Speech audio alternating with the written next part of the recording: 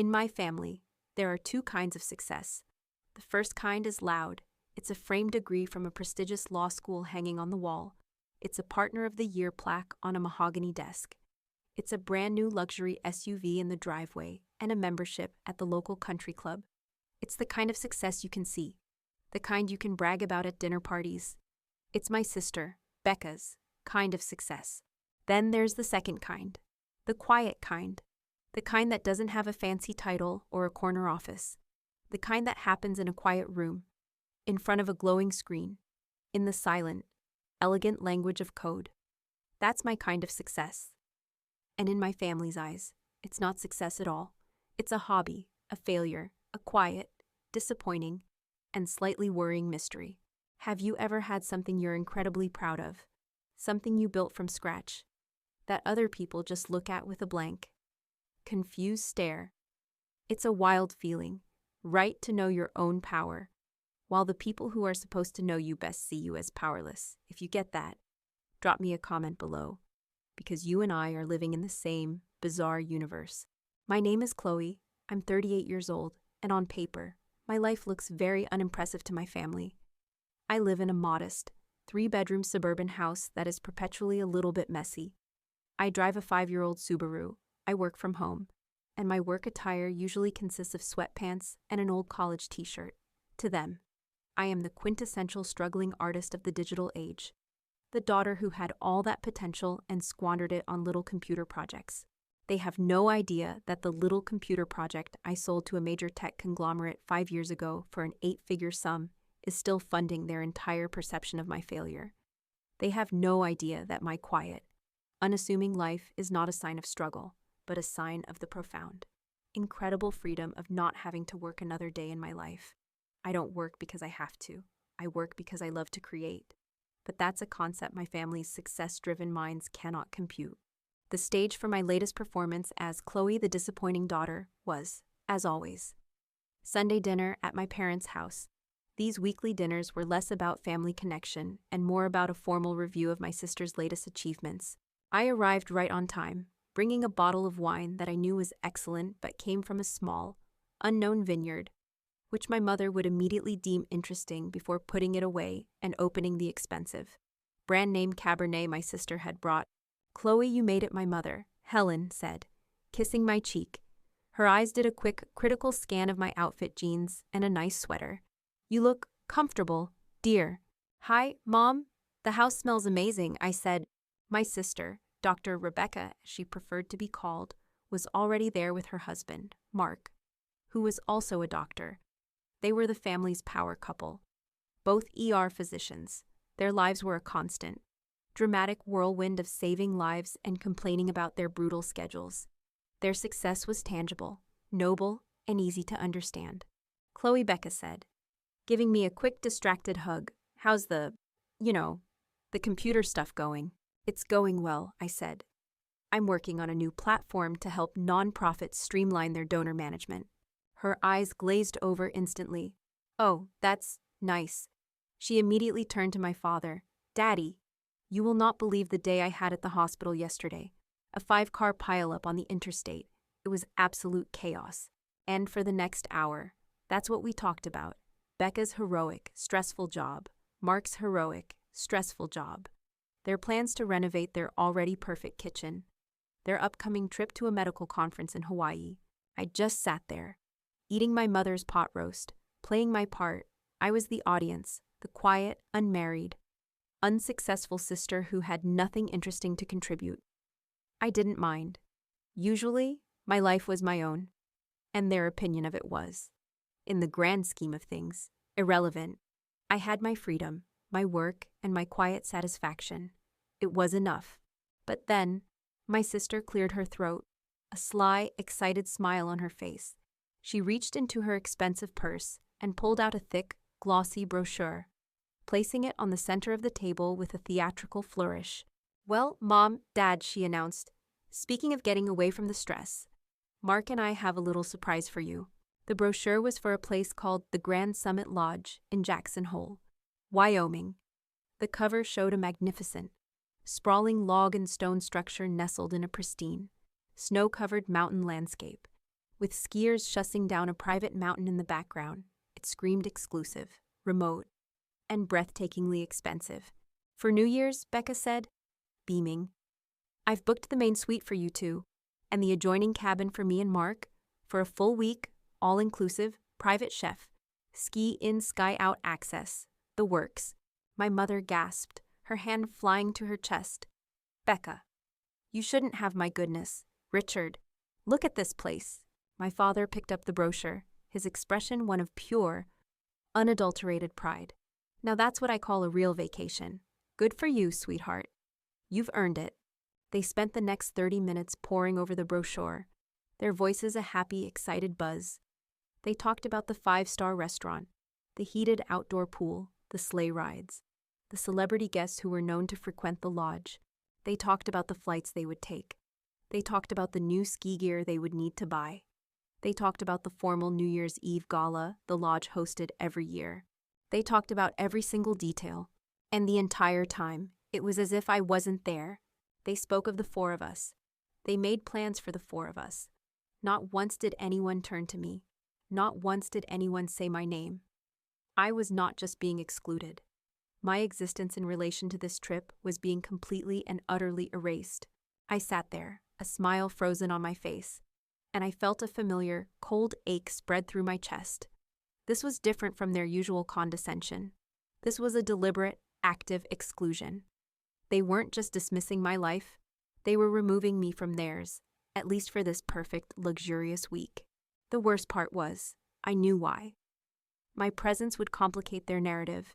How could they enjoy their expensive, exclusive vacation with their poor, struggling daughter sitting there, a constant reminder of her perceived failure?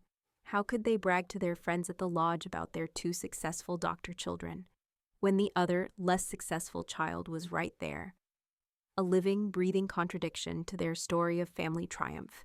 My silence, my quiet life, which was my greatest luxury, was their greatest shame. And so, for this trip, they had decided to simply edit me out of the picture. The dinner ended. My mother hugged me at the door, her cheek cool against mine. It was lovely to see you, dear. You take care of yourself now. My father clapped me on the shoulder. Don't work too hard on those websites, or whatever they are, kiddo. And my sister, my successful, brilliant sister, gave me a final, pitying look. We'll be sure to send you a postcard. Chloe. I drove home that night, their cheerful, oblivious cruelty replaying in my mind. For years, I had accepted their narrative. I had let them believe I was struggling because it was easier than trying to explain the complexities of my success. I had let them pity me because it was less complicated than inviting their envy or their greed. But as I pulled into the driveway of my quiet, unassuming house, a house that I owned outright, a fact they didn't know, I realized that my silence had come at a cost. By allowing them to believe I was a failure, I had given them permission to treat me like one. I had given them the power to exclude me, to erase me. I walked into my home office, the room where I had built my silent empire. I sat down in my chair and looked out the window at the dark, quiet street. They were going on a trip to a beautiful, remote mountain lodge to celebrate the new year. They had banned their failed daughter from coming along because she was an embarrassment. A slow, cold, and incredibly clear thought began to form in my mind. An idea so audacious, so ironic, so perfectly, poetically just, that it made a small, dangerous smile spread across my face. They didn't know that the reason the Grand Summit Lodge in Jackson Hole was so exclusive, so private, and so difficult to book was because it wasn't a commercial resort at all. It was a private residence. And they didn't know that the reason I knew so much about its amenities, its private ski mountain, and its geothermal power grid, was because I had spent the last 2 years designing and building it. They didn't know that the owner, the person who would have to approve their stay, was me. My family was going on a trip to my house for New Year's, and they had no idea. The question was, what was I going to do about it? The week after that dinner was a quiet, cold war. My family didn't call to clarify, and I didn't call to ask. The unspoken exclusion hung in the air between us, a massive, unacknowledged iceberg. They had made their plans for the 4 of them, and I, the 5th member of the immediate family, was simply expected to understand my own irrelevance and fade into the background. For years, that's exactly what I would have done. I would have swallowed the hurt, accepted my role as the family ghost, and probably would have sent them a cheerful, "have a wonderful trip" text on the day of their departure. I had spent so long managing their perception of me, so long trying not to make them uncomfortable with my quiet, unconventional success, that I had forgotten how to stand up for myself. My silence had been my shield, but I was starting to realize it was also my prison. But something about this time felt different. Maybe it was the sheer, blatant arrogance of it. The way they had passed around the glossy brochure for my own property like it was some exotic treasure from a world I could never access. The pity in my sister's eyes. The dismissive finality in my father's voice. It had been a perfect storm of condescension, and it had stirred something in me, something that had been dormant for a long time. Anger, a clean, righteous, and deeply motivating anger. I decided I wasn't going to let the unspoken stay unspoken. I wasn't going to let them get away with the polite, silent erasure of me. I needed to hear the words. I needed them to say it to my face. Have you ever had someone do something incredibly cruel to you, but they do it with a smile? Framed as an act of kindness, it's the worst, most insidious kind of manipulation. It's designed to make you feel like you're crazy for being hurt. That's the game my family had been playing with me for years, and I was finally ready to call them on it. I waited until Wednesday, giving myself time for the initial rage to cool into a calm, sharp resolve. Then I called my sister, Becca. She was always the spokesperson for the family's social agenda. "Chloe, hi," she answered, her voice full of the breezy warmth she reserved for people she was about to manage. "What's up?"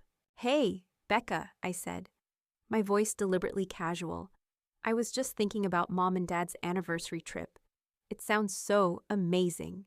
I was looking up the lodge online. It's absolutely stunning." There was a slight pause on her end, a hesitation. I had just entered a conversational territory that was supposed to be off limits. "Oh yes, it's supposed to be the best in Jackson Hole," she said, her voice a little tight. I was just looking at my calendar. I continued, pressing on, and I realized I'm actually free that week. I'd love to join you all. To celebrate Mom and Dad. I can book my own flight. Just let me know which cabin to reserve at the lodge. I had just called her bluff. I had laid all the cards on the table. Now she had to play her hand. The silence on the other end of the line was long and heavy. I could almost hear the frantic calculations happening in her head. How could she get out of this? How could she deliver the rejection without sounding like the villain? "Oh, Chloe," she began, her voice taking on the soft, pitying tone that always set my teeth on edge. "Honey, that's so sweet of you to offer, but the thing is, it's all booked.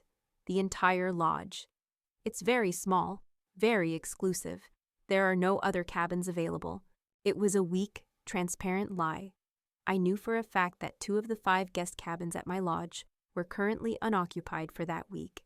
"That's strange," I said, my voice still light. "Their website shows availability." Checkmate. She had to abandon that line of attack. Now came the real reasons. Now came the gaslighting, cloaked in concern.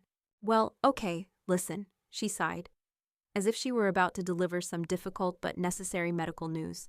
"Mark and I, and Mom and Dad, we were talking about it, and we were worried about you." "Honey?" "Worried about me?" I asked. "Yes, you know? You've been working so hard on your little projects, and we know things have been, well, a bit tight for you financially since you left your last real job," she said. The condescension was breathtaking. My net worth was likely 10 times hers, but in her story, I was a struggling artist. "This trip is, well, it's astronomically expensive. The suite for Mom and Dad alone was a fortune, and we didn't want to put you in the horrible position of having to say no because you couldn't afford it. We were trying to protect you from that embarrassment. We were doing it out of love." "Chloe?" The sheer, staggering audacity of it almost knocked the wind out of me. They weren't excluding me. They were protecting me. My exclusion wasn't an act of cruelty. It was an act of love. It was so manipulative, so twisted, that it was almost a work of art. "So you decided for me that I couldn't afford it?" I asked, my voice dangerously quiet. "We didn't want you to have to worry about it," she insisted, her voice full of a false, bright sympathy. We wanted you to be able to focus on your work, on getting back on your feet. It's a gift to Mom and Dad from Mark and me. It's a different kind of trip, you understand. A different kind of trip. The meaning was clear. A trip for successful people. A trip for people who belonged. Not for you, Chloe. And there's another thing, sweetie, she continued. Now that she was on a roll, it's a very social trip. A lot of Mark's colleagues from the hospital will be there. And our friends from the club, it's all couples. And we just thought it would be awkward for you to be the only one there alone. We didn't want you to feel left out. I had to laugh. It was a short, bitter, humorless sound. So, to prevent me from feeling left out, you decided to leave me out entirely. Don't put it like that, she said, her voice finally showing a flash of irritation. Her mask was slipping. We were trying to be considerate. My God, Chloe, why do you always have to be so difficult? Why can't you just appreciate that we were thinking of you? Thinking of me, I said. And the cold fury I had been suppressing finally began to surface in my voice. No, Becca. You weren't thinking of me. You were thinking of yourselves. You were thinking about how my presence would complicate your perfect little family vacation. You were thinking about how you'd have to explain your weird, unsuccessful sister to your fancy doctor friends. You didn't want the struggling family member there, bringing down the vibe of your expensive celebration. That's the truth, isn't it? That's not fair, she cried. Isn't it? I pressed on. You talk about my life as if it's a tragedy. You talk about my work as a little project. You have absolutely no idea who I am, what I do, or what I'm capable of. You have never, not once, shown a genuine interest in my life. You just project your own narrow, pathetic definitions of success onto me. And when I don't fit, you label me a failure. And now you're punishing me for it. And you're trying to call it kindness. There was a long, stunned silence on the other end of the line. I had never spoken to her like this before. I had never challenged the narrative. I had always just quietly accepted it. My life is not an embarrassment, Becca, I said, my voice now low and full of a finality that brooked no argument. But yours, right now, is. Thank you for being so clear about where I stand. You've given me a lot to think about. I hung up the phone before she could reply. I stood there in my quiet home office, my hand still resting on the phone. The conversation had been everything I had expected. And yet, hearing the words out loud had still been a gut punch. The hurt was real. The rejection was absolute. But underneath the hurt, the cold, hard resolve I had felt after the dinner was now solidifying into something new. It was a plan, a quiet, elegant, and beautifully ironic plan. For years, I had hidden my success from them to protect their fragile egos. I had let them believe their story because I thought it was keeping the peace. But their peace had come at the cost of my dignity, and I was done paying that price. I sat down at my desk and pulled up the website for the Grand Summit Lodge. My lodge. I looked at the photos of its magnificent great room, its soaring stone fireplace, its panoramic views of the snow-covered Tetons. My beautiful, secret sanctuary. The place I had built as a refuge from the noise and judgment of the world. And my family, the source of all that noise and judgment, was about to walk right into it. They had banned me from their trip. They had excluded me from their celebration. They had done it out of a twisted, pitying, condescending form of love. I smiled. A real, genuine smile. They were worried I couldn't afford their vacation. They had no idea I owned the entire mountain. I picked up my phone and made a call to my property manager in Jackson Hole, a wonderful woman named Maria. Maria, it's Chloe Torres, I said. Chloe, hi, how are you? I'm doing great, Maria, I said, and I meant it. Listen, I have a slight change of plans for New Year's. I've decided to come out to the lodge myself. That's wonderful news. We'll have everything ready for you. Thank you, I said. And Maria, one other thing, the guest booking for that week, the Torres party, I want you to treat them like royalty. The best of everything, whatever they want. Spare no expense. It's all on me. Of course, Chloe, consider it done. Great, I said, a slow, delicious sense of karmic justice beginning to course through my veins.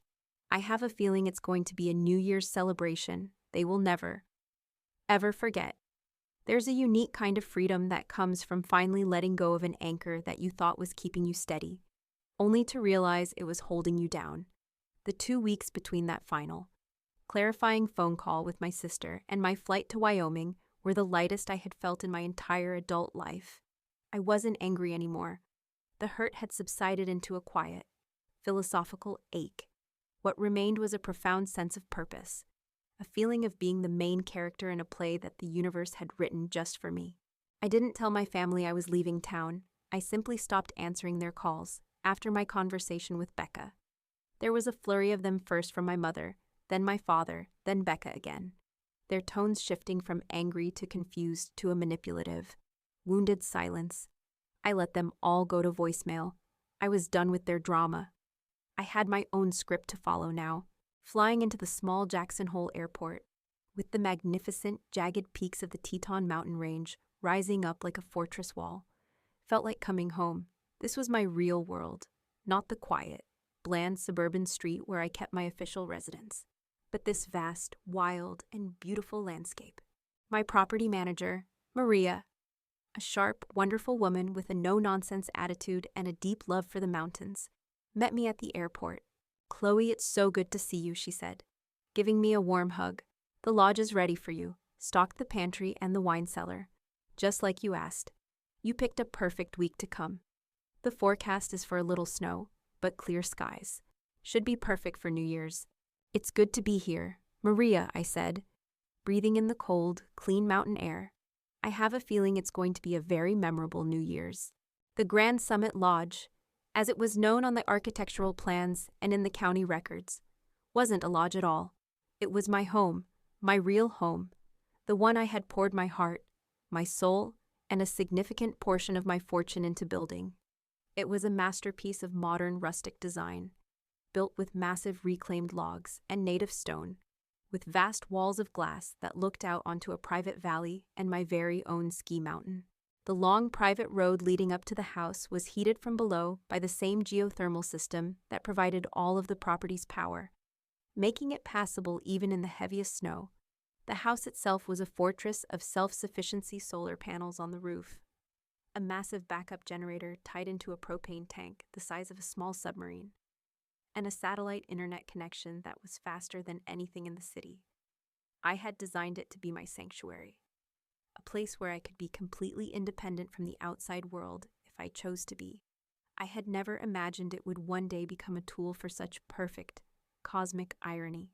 When my family had looked at the brochure, they had seen a commercial resort for the ultra-wealthy.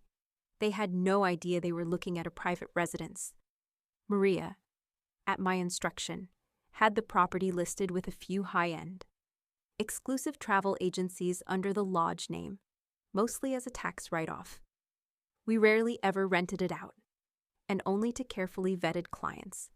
My sister, in her quest to find the most exclusive, most impressive vacation possible, had stumbled upon it and, through a series of shell-shocked travel agents, managed to book it, never once seeing the owner's name. The first few days at the lodge were bliss. I woke up every morning, drank my coffee while watching the sun rise over the snow-covered peaks, and then spent the day on my own private mountain. I'm an expert skier, a passion my family had always dismissed as another one of my reckless hobbies. I would ski for hours, cutting fresh tracks in the pristine powder, the only sound the whisper of my skis and the pounding of my own happy heart. In the evenings, I would build a fire in the massive stone fireplace, open a bottle of ridiculously good wine from my cellar, and work on my new coding project, or just read a book from the floor-to-ceiling library. I wasn't lonely, I was at peace. I was living a life of quiet, profound luxury that my family, with their loud, performative wealth, could never understand. This was real success, the freedom to be completely, utterly, and happily yourself. On the third day, the day my family was scheduled to arrive at their resort down in the valley, the weather forecast began to change. The little snow Maria had mentioned was now being described by the National Weather Service as a historic, multi-day blizzard event, a storm of the century. Maria called me, her voice all business. "Chloe, you've seen the forecast. This is not a drill. They're predicting 3 to 5 feet of snow in the valley. and up to 8 feet at higher elevations, winds of 60 to 70 miles per hour. They're calling it a snowpocalypse. I've seen it, I said calmly, looking out my vast window at the darkening sky. How are our preparations? We're solid, she said. The generator is topped off. The propane tank is full. The pantry is stocked for a month. Your road will stay clear. You won't have any problems up there. But the valley, they're going to be in a world of hurt. The commercial resorts are going to lose power. The county roads will be shut down for days. This is going to be a real emergency situation. Keep me updated, I said. And then, Mother Nature decided to get involved in my little family drama. The storm hit that afternoon with a sudden and terrifying ferocity.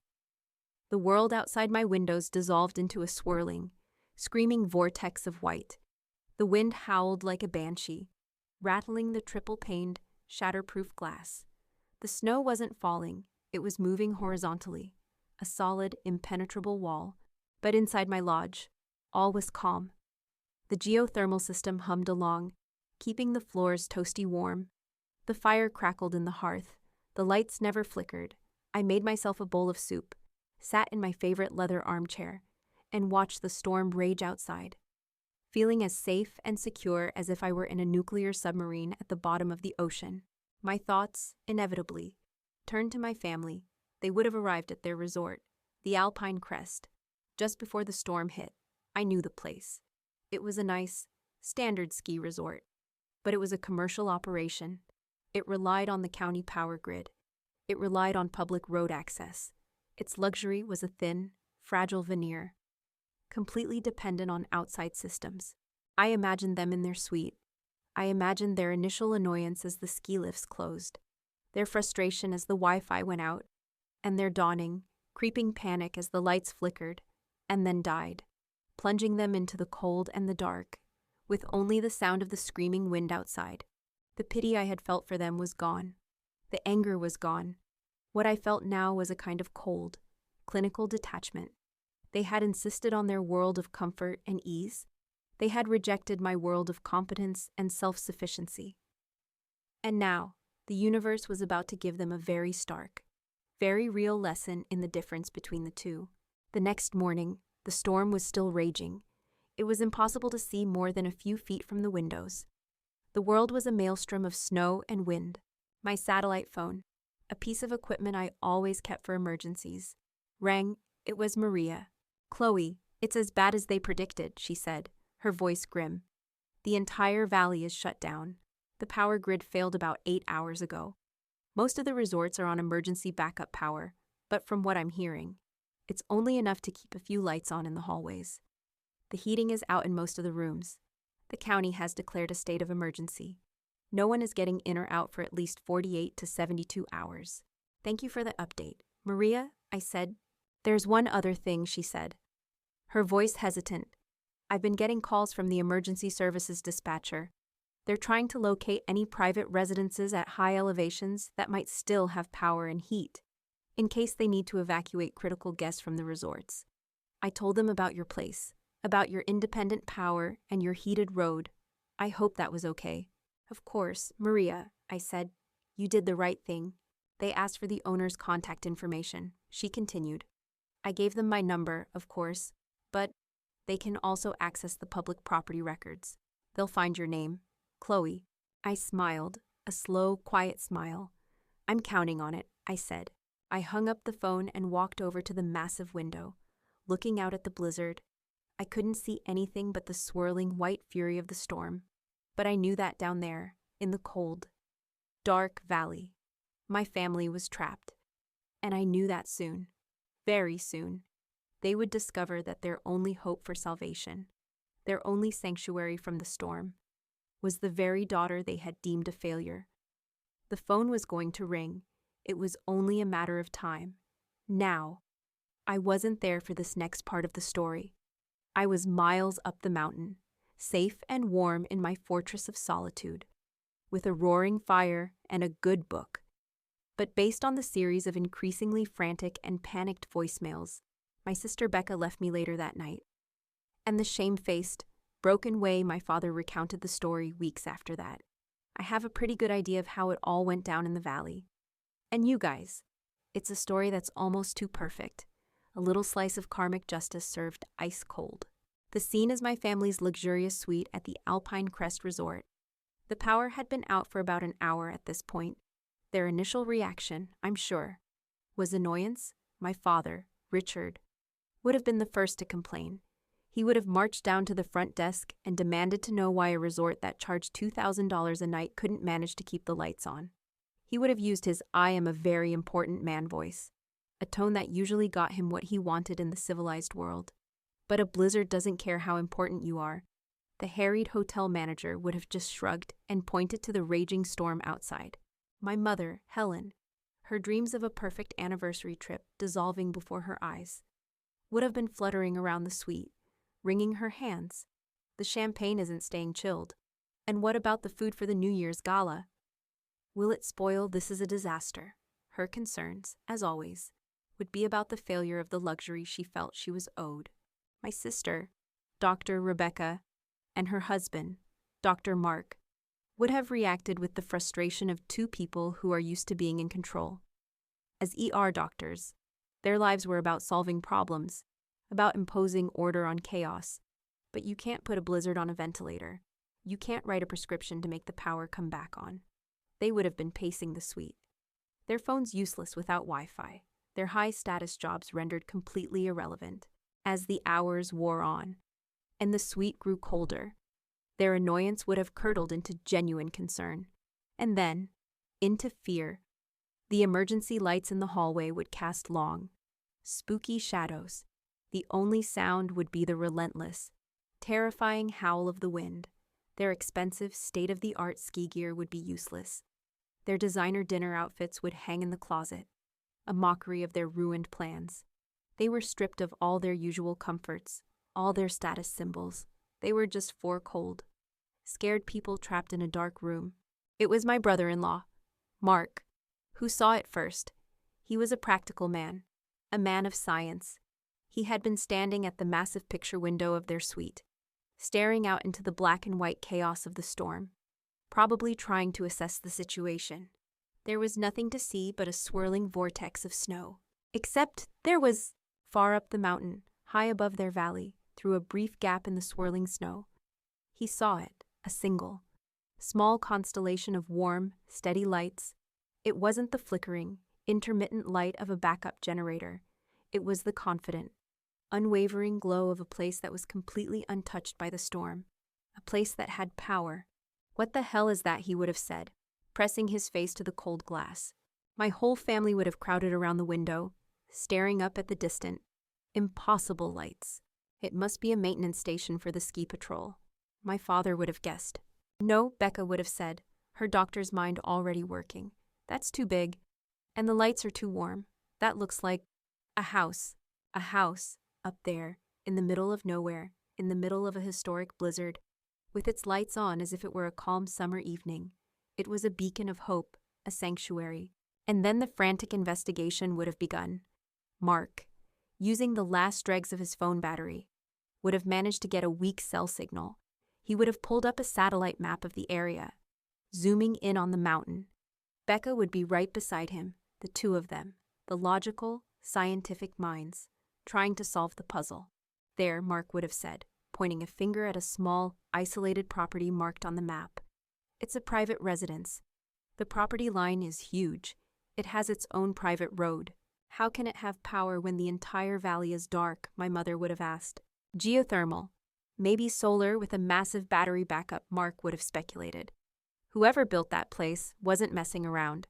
They built it to be completely self-sufficient. My father, his pride piqued, would have scoffed. Probably some eccentric tech billionaire from California, one of those doomsday preppers. Well, I hope he prepped for guests, Becca would have said, a new, desperate idea dawning on her. If that road is private, it might be heated. If they have power, they have heat. That place is our only way out of here. The next step was obvious. Who owned it? They would have switched from maps to a county property record search. The weak signal would be making it almost impossible, the page taking minutes to load. The anticipation, the desperation, would have been a palpable thing in that cold, dark room. And then the page would have finally loaded. A string of text. The name of the registered owner of the sprawling, self-sufficient, and miraculously powered property known as the Grand Summit Lodge. I can just picture the moment, Mark, squinting at his phone screen. I got it, he would say. The owner is listed as a private LLC, but the primary agent is, that's weird. What is it Becca would have demanded, leaning in? The name, Mark would have said, his voice full of confusion. It's Torres, Chloe M. Torres. The silence in that room must have been absolute. I imagine my mother would have laughed first, a short, nervous laugh. That's ridiculous. It's a coincidence. It must be a different Chloe Torres. In Jackson Hole, Wyoming. On a private mountain, my father would have said, a note of dawning, horrified dread in his voice. Becca would have been the one to connect the dots. Her mind, so used to seeing me as the failed sister, would have fought it, tooth and nail, but the evidence would be undeniable. The brochure she had booked from, the name on the property records, my quiet life, my computer projects, the money I had never seemed to have, but also the financial trouble I never seemed to be in. It would all coalesce into a single, impossible, and terrifying conclusion. Oh my God, she would have whispered, sinking onto the edge of the cold, unheated hotel bed. It's her. That's Chloe's house. The sheer, mind-bending irony of it would have been the first wave to hit them. The daughter they had deemed too poor, too unsuccessful, too embarrassing to join them on their luxury vacation was, in fact, the owner of a property so luxurious, so exclusive, so secure, that it was now their only hope of salvation. The second wave would have been the shame, the hot, searing shame of their own monumental arrogance and ignorance. And the third wave, the biggest and most powerful of all, would have been the panic. Their pride was at war with their survival. To call me now, to beg for help, would be the most humiliating act of their lives. It would be a complete and total surrender. It would be an admission that they had been wrong about everything for decades. I can picture the argument they must have had in that dark, cold room, my father, his pride wounded, insisting they would be fine, that the power would come back on, that he would not be humiliated by begging his failed daughter for help, my mother, practical for once in her life, crying that they were cold and scared, and that pride was a luxury they could no longer afford, and Becca and Mark, the two doctors, knowing that in a real emergency, you do whatever it takes to survive. The cold would have been the deciding factor. As the temperature in the room dropped further, as the reality of being trapped for days set in, their pride would have started to feel like a very thin blanket. Finally, defeated, my father would have given the order, fine, he would have grumbled, call her. And so, my sister Becca, the golden child, the successful doctor, was tasked with making the most humiliating phone call of her life. She would have dialed my number, her hands shaking, her heart pounding. Back in my lodge, I was sitting by the fire, sipping a glass of excellent Cabernet. Reading a novel, the wind was still howling outside, but inside, all was peace and warmth. And then, my phone rang. I looked at the screen. The name displayed was Becca. I smiled, a slow, quiet, and deeply satisfied smile. I let it ring once, twice, a third time. I wanted them to wait. I wanted them to sit in the cold and the dark for just a few seconds longer, and really, truly, appreciate the beautiful, exquisite irony of the situation they had created for themselves. On the fourth ring, I picked up. "Hello," I said, my voice as calm and as warm as the fire crackling beside me. I let the phone ring 4 times. A small, deliberate pause. It was a petty act, perhaps, but it was for me. It was a moment to savor the profound, cosmic shift in the universe. For my entire life, they had been the ones with the power, the ones who could grant or withhold their approval, their invitations. Now, they were cold and scared and trapped in the dark, and I was the one with the warmth, the light, and the key to the only door out. On the 4th ring, I swiped to answer, my voice the very picture of calm. "Hello." Chloe, my sister's voice, was a frantic, high-pitched squeak, completely stripped of its usual condescending warmth. Oh my God, Chloe, thank God you answered. Becca, is everything okay? I asked, my voice infused with a gentle, concerned curiosity. It was a perfect imitation of the tone she had used on me a week ago. And the irony was a delicious, private meal. Okay, no, nothing is okay, she cried, her words tumbling over each other in a frantic rush. The power is out, the whole valley is dark, the heat is off. We're all freezing in our hotel room.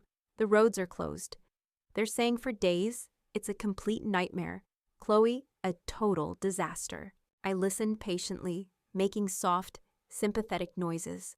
Oh, that sounds awful. A real state of emergency. You must all be so frightened. We are, she said, but we saw it. Chloe, we saw your house. From our window, you have lights, you have power. I do, I confirmed.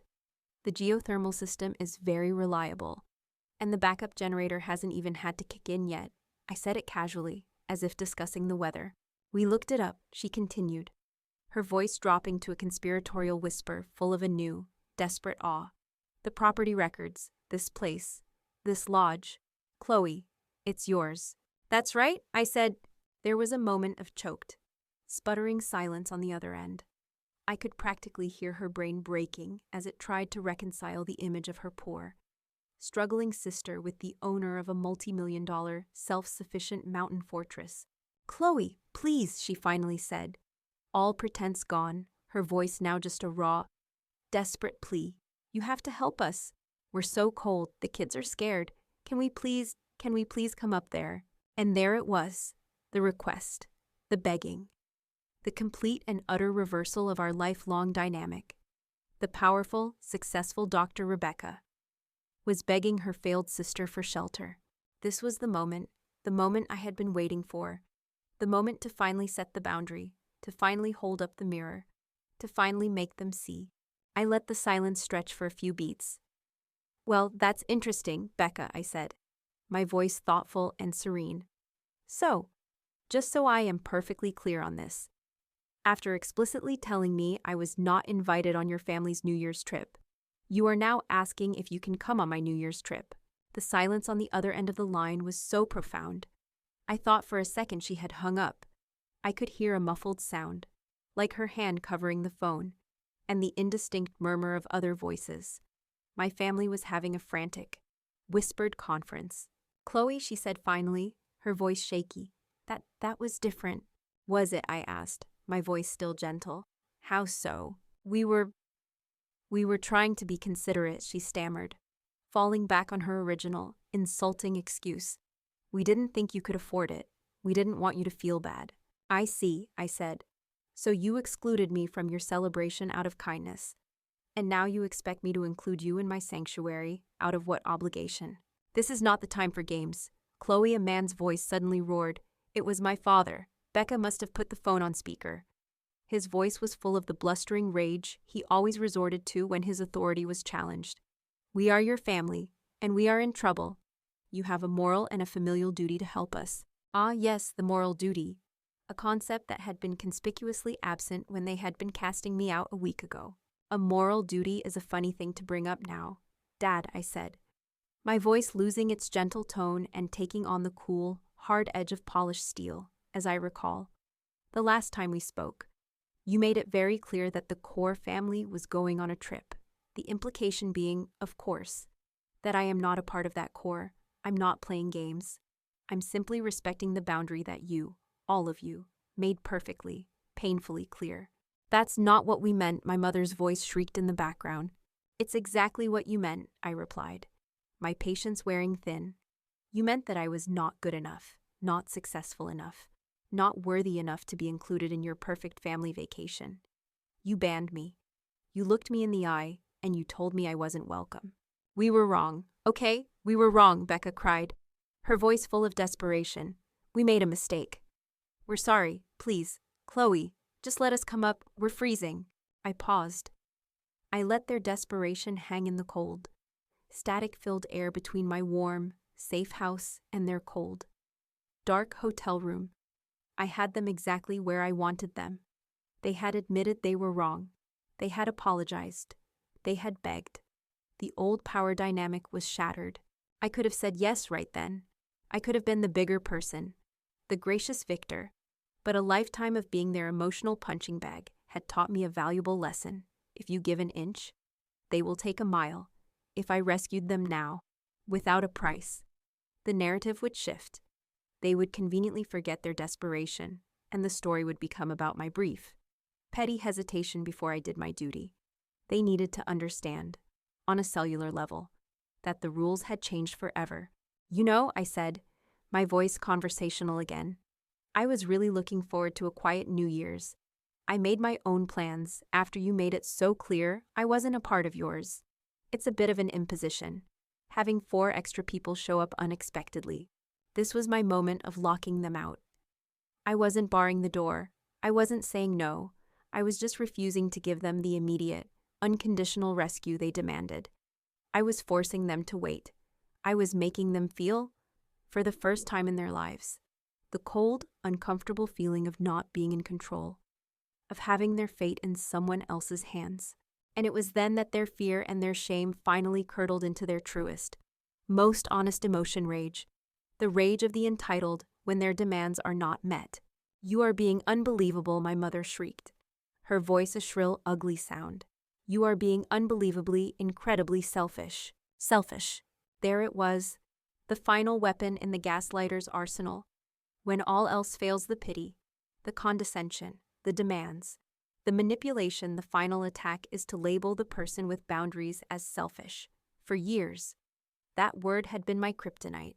I had spent my entire life trying not to be selfish, trying to accommodate them, trying to make them happy. But hearing it now, it had no power. It was a blank, a dud, because I finally realized the truth. You're right, Mom, I said, and my voice was filled with a strange, new, and wonderful sense of lightness. I am being selfish. I am, for the first time in my life, putting my own peace, my own dignity, and my own well-being ahead of your comfort and your demands. It's a new feeling, I have to admit. It feels pretty good. I could hear her sputtering on the other end of the line. Speechless. Listen, I said, my voice now crisp and final, the voice of a woman making a decision. You have put me in a very difficult position. I need some time to think about your request. I need to figure out if I have room in my quiet New Year's for the kind of drama you always seem to bring with you. Chloe, don't you dare hang up this, my father started to yell. I'll call you back, I said, cutting him off. If I decide I can accommodate you. And I ended the call. I turned off my phone and placed it on the table beside me. I leaned back in my armchair, listening to the sound of the fire crackling and the wind howling outside my window. I was safe. I was warm. And I was, for the first time in my life, completely and utterly in charge. The price of admission to my world was respect, and I was about to find out if my family could finally afford to pay it. I hung up the phone, and the silence that filled my magnificent, fire-lit great room was the most satisfying sound I had ever heard. It was the sound of a power vacuum, the lifelong dynamic of my family, their loud, confident judgment and my quiet, accommodating acceptance had just been obliterated, and the silence was what rushed in to fill the void. I didn't call them back right away. I made a cup of tea. I added another log to the fire. I sat in my favorite armchair and continued reading my novel. This wasn't an act of cruelty. It was a necessary recalibration. For years, my time, my emotions, and my dignity had been at their immediate disposal. They needed to understand, in a very real and tangible way, that those days were over. The lines were no longer open 24/7. The bank of Chloe's forbearance was officially closed for business. I let them wait for 3 hours. 3 hours in their cold, dark hotel room, stewing in their own desperation and shame. It was only then, after I had finished my chapter and washed my teacup, that I decided to grant them an audience. I turned my phone back on and called my sister's number. She answered before the first ring had even finished. Chloe, she gasped, her voice a mixture of hope and terror. I have considered your request, I said, my voice calm, professional, and completely devoid of emotion. It was the voice I used for business negotiations. I am willing to offer you shelter, but my offer is conditional. There are terms. Anything, she said immediately. We'll do anything. Good, I said. Here are the terms of surrender. My property manager, Maria, will be at the main entrance of your resort in 1 hour. She will be driving a large, 4-wheel drive vehicle with snow tracks. It can handle the road. You will each pack one small, overnight bag, essentials only. You will bring no drama, no accusations, and no arguments. You will be guests in my home, and you will behave as such. The past, and your opinions on it, are not welcome here if any of these terms are violated. The arrangement is terminated. Is that clear? There was a muffled sound of whispering, and then my father's voice came on the line, humbled and small. Yes, Chloe, it's clear. Thank you. I'm not doing this for you, I said, my voice still cold. I'm doing it because I don't want my sister's children to freeze. Maria will be there in 1 hour. Be ready. I hung up. The arrival of my family at the Grand Summit Lodge was a scene of such profound, silent shock that it was almost comical. Maria brought them up the long, heated driveway. The massive log and stone structure lit up against the swirling snow like a beacon of impossible warmth and safety. I was waiting for them at the massive front door, standing on the heated stone porch, wearing a simple cashmere sweater and jeans, a mug of hot chocolate in my hands. I was not gloating. I was simply present. They tumbled out of the vehicle, looking cold, tired, and utterly broken. They were bundled in their expensive but inadequate ski jackets, their faces pale in the porch light. And as they looked up at my house, their jaws literally dropped. They walked inside as if entering a cathedral. Their eyes went wide as they took in the soaring 30-foot ceilings of the great room, the massive stone fireplace that was crackling with a 6-foot log, the state-of-the-art kitchen, the floor-to-ceiling windows that looked out on the raging blizzard. They were seeing, for the first time, the physical manifestation of the success they had spent a lifetime denying. My father, a man who measured worth in square footage and property values, just stood in the middle of the room, turning in a slow circle, his face a mask of utter disbelief. My mother walked over to one of the custom-made sofas and touched the soft, expensive fabric as if she couldn't believe it was real. Becca and Mark just stared, their faces blank with a shock that went beyond simple surprise. It was the shock of having your entire worldview, your entire understanding of a person, annihilated in a single instant. Your house is nice, my mother finally stammered, the word nice being perhaps the most inadequate word ever spoken. I like it, I said simply. It's quiet. I showed them to their rooms. Not just rooms, but guest cabins, connected to the main lodge by heated, glass-enclosed walkways. Each one had its own fireplace, its own luxurious bathroom, its own stunning view of the mountains. I showed them how to use the smart home features, the radiant floor heating, the built-in sound system. They just nodded, silent and numb. The next 2 days were the quietest my family had ever been.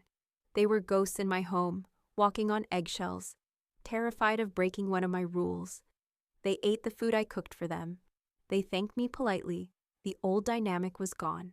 Their condescension, their pity, their judgment, all of it had been vaporized by the sheer, undeniable reality of my life. You can't pity someone who just rescued you from a freezing hotel and is now housing you in a private lodge that is nicer than any resort you've ever seen. You can't judge someone's career a failure when the evidence of its success is all around you, keeping you warm and safe from a blizzard. There were no dramatic apologies. There were no tearful reconciliations. And I realized, to my own surprise, that I didn't want them. The apology was their silence. The apology was the look of stunned respect in my father's eyes. The apology was my sister finally asking me a question about my work, a real, genuine question, and then actually listening to the answer. On New Year's Eve, the storm finally broke, the sky cleared, revealing a world blanketed in a thick, pristine layer of fresh snow. The view from my great room was breathtaking. The power in the valley was still out, the roads still closed. They were still my prisoners, albeit very comfortable ones. That night, I cooked a special dinner, a standing rib roast, roasted potatoes, fresh green beans. We sat at my massive dining table, the fire crackling beside us, the stars glittering like diamonds in the cold. clear sky outside. It was just before midnight. We were sipping wine. My father cleared his throat. "Chloe," he said, his voice quiet and rough. "This place, what you've built here, it's remarkable." "Thank you, Dad," I said. "We were wrong," he said, looking at his wine glass. "Not at me, about you. We were wrong." It wasn't the eloquent, heartfelt apology of a movie, but it was real. It was the best he could do, and it was enough. As the clock struck midnight, we all raised our glasses. "Happy New Year," my mother said softly. "Happy New Year," we all echoed.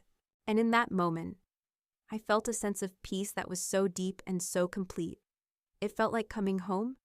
My victory wasn't in their apology, or in their shock, or in their submission. My victory was in the quiet, unshakable knowledge of my own worth. I didn't need them to see me anymore, because I finally, truly, saw myself. The power of my life wasn't in the money I had made, or the house I had built. It was in my ability to create a sanctuary, a place of warmth and safety, not just for myself, but for the very people who had tried to cast me out into the cold. That was real power. So, here's my final thought for you guys. Sometimes, the people in your life will build a box for you. They'll label it, they'll define its dimensions, and they'll do everything they can to keep you inside it. And you can spend your whole life fighting against the walls of that box. But real freedom, real power, is realizing that you don't have to live in their box at all. You can go out and build your own damn house. A house with strong foundations, with its own source of power, with walls so wide and windows so clear that their tiny little box can't even be seen from your front door. Build your sanctuary, set your boundaries, and never, ever let anyone else's limited imagination define the scope of your life. Thank you for listening. This has been a wild ride. Hit that like and subscribe button if you're ready to start building your own house, and I'll see you in the next one.